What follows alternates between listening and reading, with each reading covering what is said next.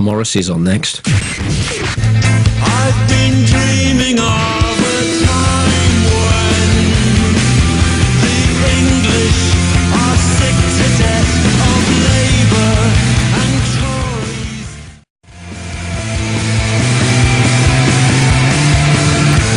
The new single by Morrissey, it is Irish Blood, English Heart, and it is the highest charting song that Morrissey's ever had as of yesterday, and we're very, very pleased to welcome Morrissey to XFM for the first time. It's good to have you here. Welcome. Well, it's very nice to be here. Now, it is that single, number 3 yesterday in the chart. I believe the closest before that was Suede Head, which was number 5. That's correct. So you must be feeling very, very pleased with yourself now. Well, I'm very pleased, and it's fascinating at this stage in the game for it to be happening to me, and so many people seem to be interested, which is fantastic. So I am quite happy. Do you get interested to the level that you would have listened to the radio yesterday to hear where the single was? Does that kind of stuff still matter? Well, not terribly. Not terribly. I mean, as long as I generally know what's happening, I don't need to listen to every single radio show to hear somebody say the M word. I'm not that self-obsessed. Right. But generally, I'm really happy. After being away for so long and coming back, and as you say, everyone is interested now, you've been back in the NME and on the TV and things like that, have you kind of become overwhelmed by the amount of attention that you're suddenly receiving? Well, not really overwhelmed, but very, very surprised, because I did go through a period when I couldn't get arrested. Well, maybe it wasn't as quite that bad, but almost. So the tide seems to turn and the dust settles and all those other cliches, and things are cliches because they're true, aren't they?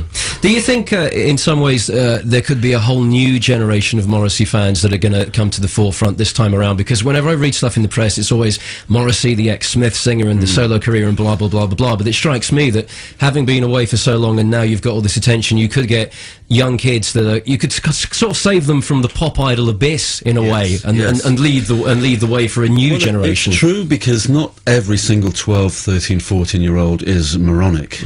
When I was that age, I wanted something that had an edge to it and was interesting.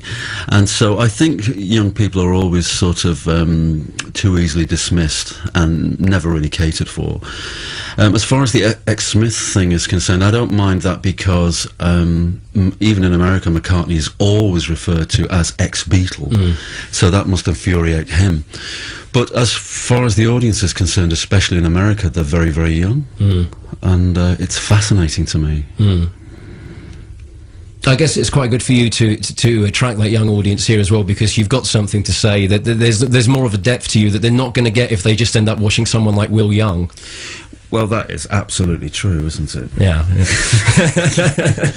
So, you Are The Quarry, the new album which is out today.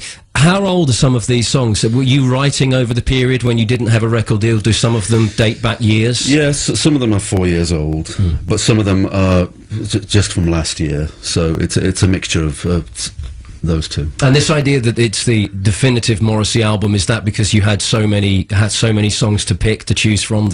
Well, not really. It's because it was certainly with the previous 2 albums, I made 2 albums under very strenuous situations, and the record companies weren't interested in them.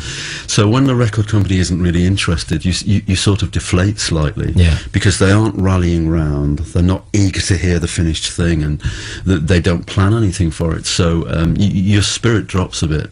So this time around, the record company have been obsessively interested and supportive every step of the way, and I've never had that before.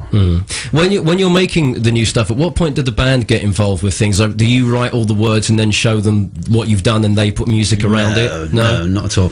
I hear the music first, and I do the vocal melodies then, and the words. But everybody, everybody's freely involved as much as they want to be, and the musicians are very dedicated, and they work every hour of every day. It strikes me as well, there's kind of very varied, if you like, musical landscapes on this album, more so than I think you've had before, and that really attributes to making it as good as it is in terms of what the band have done. I think also that music generally has opened up so that everything is there and acceptable, and everybody takes it and enjoys it. So it's not as snotty as it once was, or snooty. In terms of the words on this album, if we take You Are The Quarry as an isolated album and compare it to any of the other albums previously, the lyrics seem to me to be more direct and deliberate this time around on a lot of songs. If you listen to How Can Anybody Possibly Know How I Feel or Irish Blood English Heart, there's no two ways to take those lyrics. They're not ambiguous like you have been before. Well, I do think the direct approach is the best approach, especially because lots of people generally just half listen. So I think it's very important to be as direct as you possibly can. And also for me, honestly, I do feel like an essayist or a poet. And many people will laugh when I say that word, but I really do. And I document everything that happens to me and every emotion that I feel, and throw it into recorded song. So I see it very, very much as a vocation, not really a job. And when I hear musicians and singers talking about their job, I think it's the worst thing you can say about making music. It just seems that this time around everything is more direct, and before there could be two different people could interpret songs in a completely different way, whereas on this album there are a lot more songs where there isn't that alternative opinion. But also I think these are very serious times and very critical times, and there's so much crap in pop music and there is so much crap in the charts that I think for me to be as clear as possible is the best I can do. Let's play another track from the album. You Are The Quarry is out today. Morrissey, our very special guest tonight on XFM. This is You Know I Couldn't Last.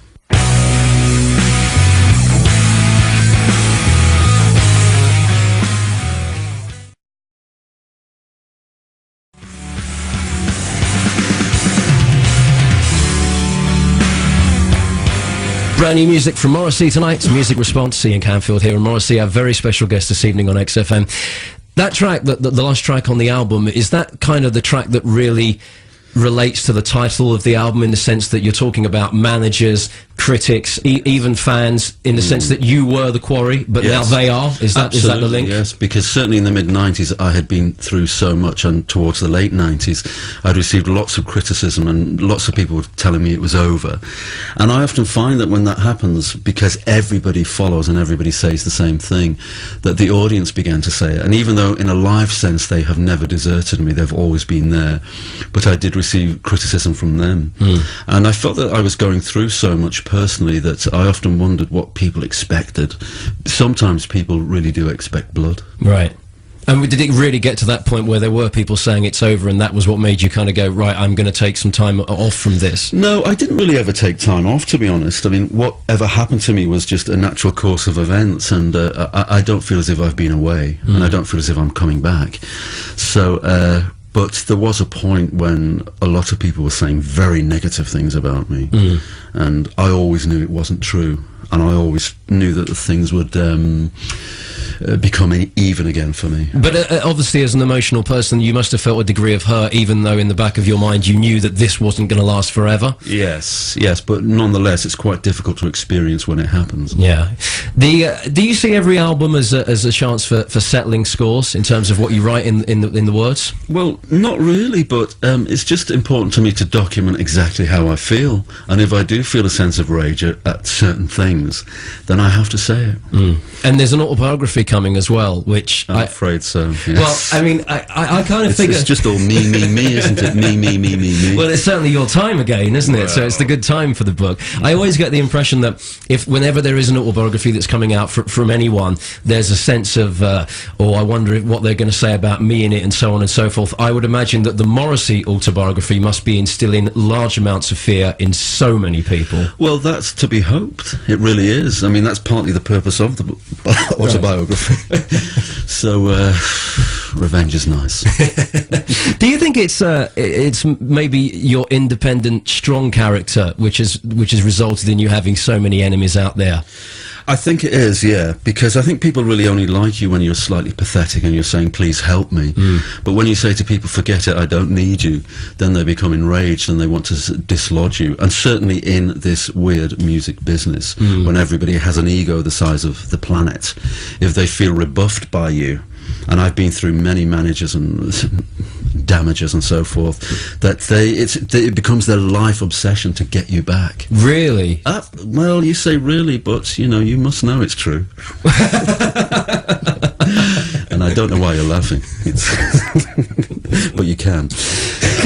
Could you define the kind of people that like you and dislike you? Are they always similar in their characteristics? Well, it's difficult now because surprisingly the audience is very, very broad, and there's very, very small people and very tall people and very almost senior citizens. It seems to be every shade and persuasion, which is fantastic for me. But nonetheless, the media always associate me with goth doom merchants and always assume that I'm an acquired taste, which I don't think I am. Well, it seems that now, so more than ever, that the evidence is completely to the contrary of that, with the amount of people that are suddenly buying into Morrissey again. So yes, but we still seem to be living in times whereby people can't take too much reality in pop music, and it's much simpler and it's gone a lot thicker. And it seems that people who are really dense make fantastic advancements. But I'm convinced it's only financial support that they have. Isn't it just from the business point of view that those kind of people are easier to sell to stupid people who buy it in the masses? Yes. Well, I mean, it's that simple, isn't it? Yeah, it is. Let's play another track from the album. This is How Can Anybody Possibly Know How I Feel?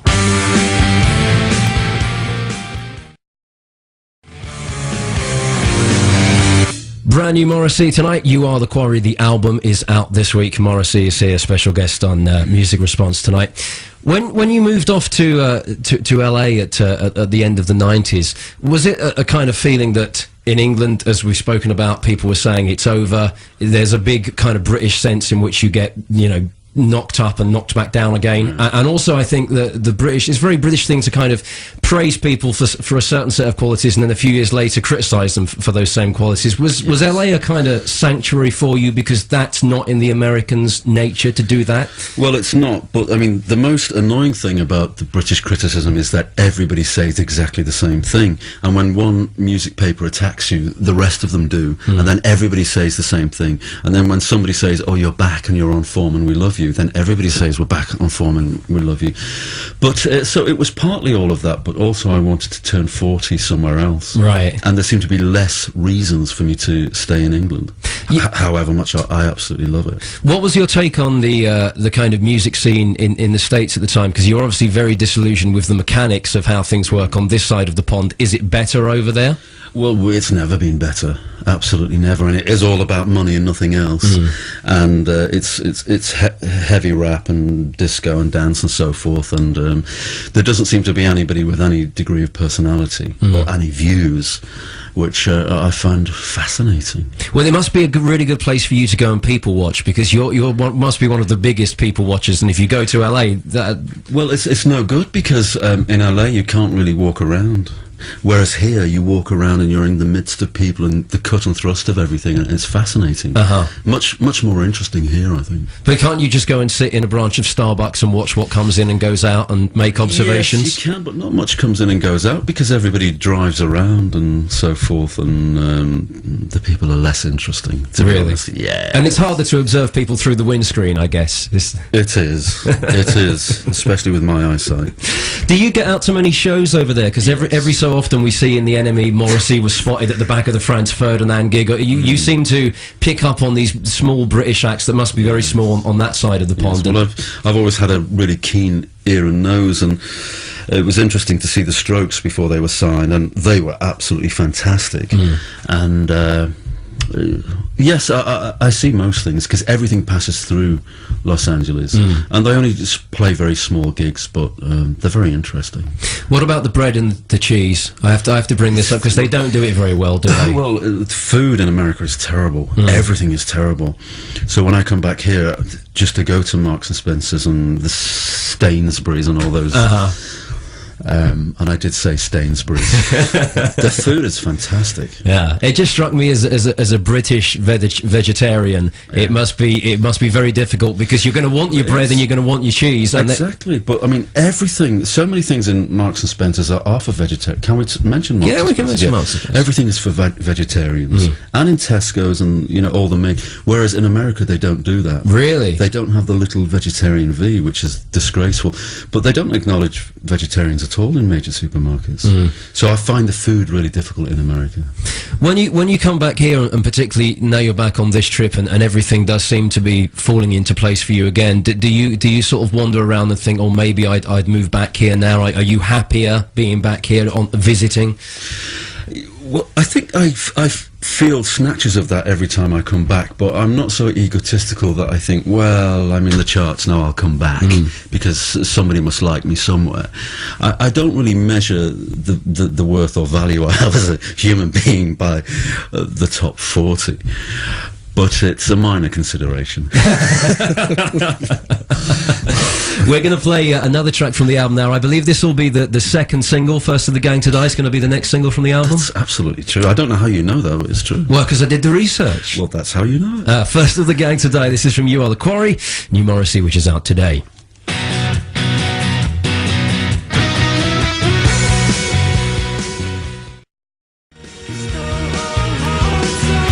That was First of the Gang to Die from You Are The Quarry, the new album by Morrissey. Morrissey, we're delighted to say, is here on XFM tonight.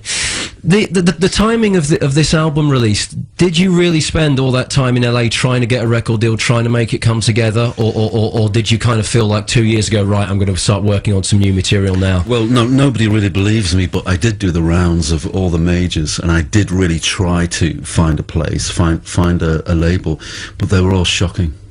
And I just couldn't. Was it? I mean, I read you said something like some of them wanted you to get a whole new band, and it was kind of like, you can come into our world, but on our terms. Yeah, well, all of them said that. They all said yes, but no more of this, no more of that. No, and I'm thinking, well, that is me. Yeah. That's the real me, and I just found it really frightening. But over the last 5 years, the pop climate throughout the world has been so difficult that I think lots of people found themselves very frustrated. And also the sort of an older stretch of musicians who disappeared completely. All the kind of giants of the late 80s and 90s, they just disappeared. Thank God.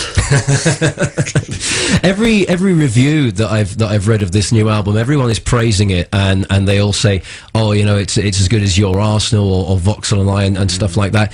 Does it annoy you that the Maladjusted and the Southpaw Grammar albums seem to constantly get overlooked? No, I understand it with Maladjusted because it was inferior. But Southpaw Grammar, I was very pleased with it, apart from the sleeve. But I think generally, even when reviews are good, people say silly things. Yeah. So you can't really expect somebody to have every line of every review to be absolutely spot on, and so.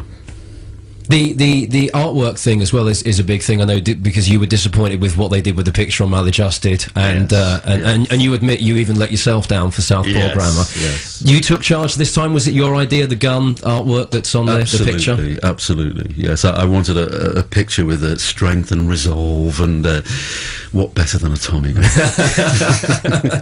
You also seem this time around a lot more comfortable with doing interviews and being kind of part of the media game, that you know, doing Jonathan Ross coming in and talking to me and stuff like that. That you didn't really do any interviews around Maladjusted or Southpaw Grammar. Is that kind of attributed to a faith in Sanctuary, who now look after you? Yeah, because as I hinted at previously, the labels weren't interested in the past, and they didn't have any kind of they didn't have a list of interviews for me to go to. So, but this time around, that the label are so interested in the album and believe that everybody should hear it, and the hour is now, and I'm swept along by that. So when they put down the long list of things that they'd like you to do, you go begrudgingly, okay, I'll do this, do you? Or yes. No, I don't really say begrudgingly. I do it with 50% fear, but most of the things get thrown in the bin.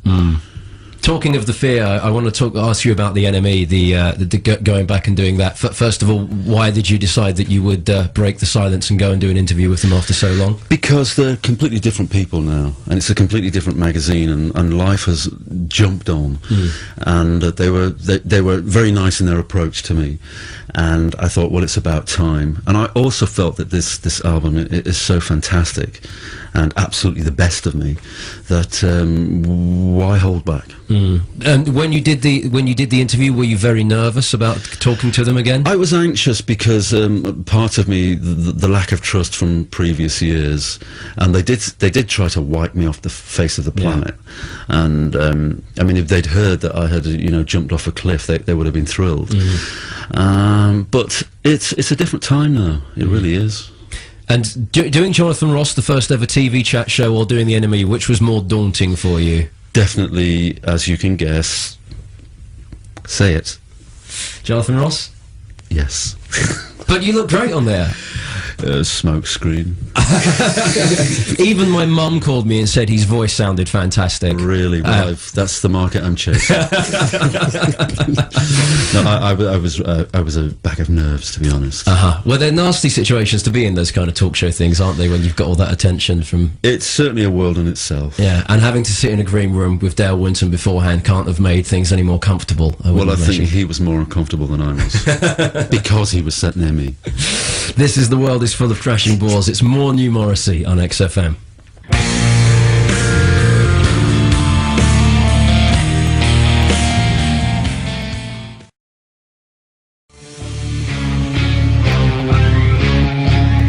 Brand new Morrissey from the album You Are The Quarry. He's our special guest tonight on Music Response on XFM. Meltdown's coming up. Yes. Franz Ferdinand, The Ordinary Boys, Libertines, people like that. Are these the kind of bands from Britain that have made you more excited and rejuvenated your interest in things that are going on here now? They definitely have. Yes, they definitely have. And Meltdown is a mixture of that and of the things from the past that I like. And I also approached Alan Bennett, who's doing a night, Nancy Sinatra. I mean, it's very, very interesting. Performance artists, Ennio Marchetto, lip syncer. Have you ever heard of lip syncer? No. Absolute fascinating genius. And James Maker, Linda, the Libertines, as you mentioned, the Cockney Rejects. Love the fact the Cockney Rejects are there. Fantastic, very, very underrated. They made some fantastic singles, I think. And Damien Dempsey, who is a fantastic singer from Dublin. Do you know of him? Yeah, he played the Borderline a month ago or so. Yes, absolutely fantastic. So it's a very, very strong bill, and it's going to be great. And not to forget the New York Dolls. Absolutely. Now, can we reveal who is actually in the New York Dolls? Because we've heard stories about Izzy Stradling, ex of Guns N' Roses, is taking the place of Johnny Thunders and so on and so forth. What's going on? It was very, very difficult to find somebody to take the place of Johnny Thunders. And initially, Chrissie Hynde was going to do it, but then she felt that she really couldn't do it. So ultimately, I don't know who they've decided upon. Right. But there are 3 surviving members. 3 older members have passed away. But there are 3 surviving members. And David Johansen, the singer, supported me in New York last week, and he's absolutely in fighting fit. That's really good. And also, the popularity has led there to being 2 New York Doll shows as part of Meltdown. Absolutely. Right? And now they're talking about a 3rd because the tickets went so quickly. Well, if you want all the details on the Meltdown Festival, xfm.co.uk. We've been speaking about it for weeks, but you can get the full rundown and all the dates and stuff like that's there.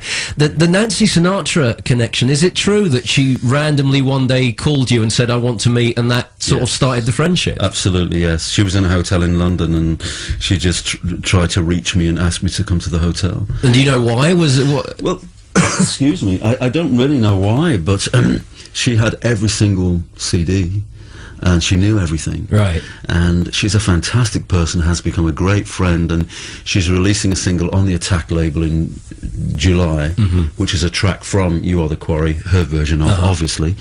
And but Meltdown, interestingly, is her very first live appearance in England, which I didn't know. No, I was... But she's a great person. Is it true that she plays with a full-on rock band as well? Yes, the drummer of which is Clem Burke, whom you know from Blondie. Very good. So she and her tickets for Meltdown have gone fantastically well. So we're all really encouraged. It must be good for you as well, having people like the New York Dolls and also Sparks up on the stage. Will you be sitting there watching it thinking, years ago I was the one writing to the enemy saying these bands need the publicity, you should cover them, they're great, and now they're playing your event? There must be a good sense of pride in that side of things. Yeah, there is massive pride, but I think I won't be sitting on it. I'll be on the front row with a tartan scarf, swaying backwards and forwards, and God bless me. So the Manchester show's coming up on Saturday. It's 15,000 tickets sold out in 63 minutes. I believe so. Maybe contradicting your idea that you can't go home that I saw you quoted as saying in Mojo. Yeah, and I misquoted it. It wasn't Thomas Mann, it was somebody else. But nevertheless, you sort of can go home, really. So whoever said that initially was obviously inebriated. Well, everything looks very bright, and you seem very happy. What's the future for Morrissey? Obviously, you're doing the festivals and so on and so forth. But once you've done what we know you've got on the schedule, what do you think the future I'm sure holds? Everything will collapse and go back to how it was, a state of absolute abject misery. You don't really think that? No, I don't. I don't. The sun is shining every day. Don't ask me how. Don't ask me why. But it seems to be. And just to conclude, the closing lyric on You Are The Quarry, the royalties bring you luxury, the squalor of the mind, is that, and then the track fades, right? Is that kind of an indication of the fact that you are very happy now, but there's no kind of inner peace, and so therefore there's more Morrissey to come? Because I guess if you're completely happy, then you'll stop making albums. Well, that's very, very astute of you. Very, very astute. Quite true. Yeah? So are we going to have to wait 7 years? Probably. Okay. But then there'll be more squalor leaving your mind and onto CD. Please, God. Well, thank you very much for coming in tonight. It's a great honour to have you at XFM. Thanks so much. We're going to play Come Back to Camden. The new album, You Are The Quarry by Morrissey, is out today. There is something I wanted to tell you. It's so funny, you'll kill yourself laughing.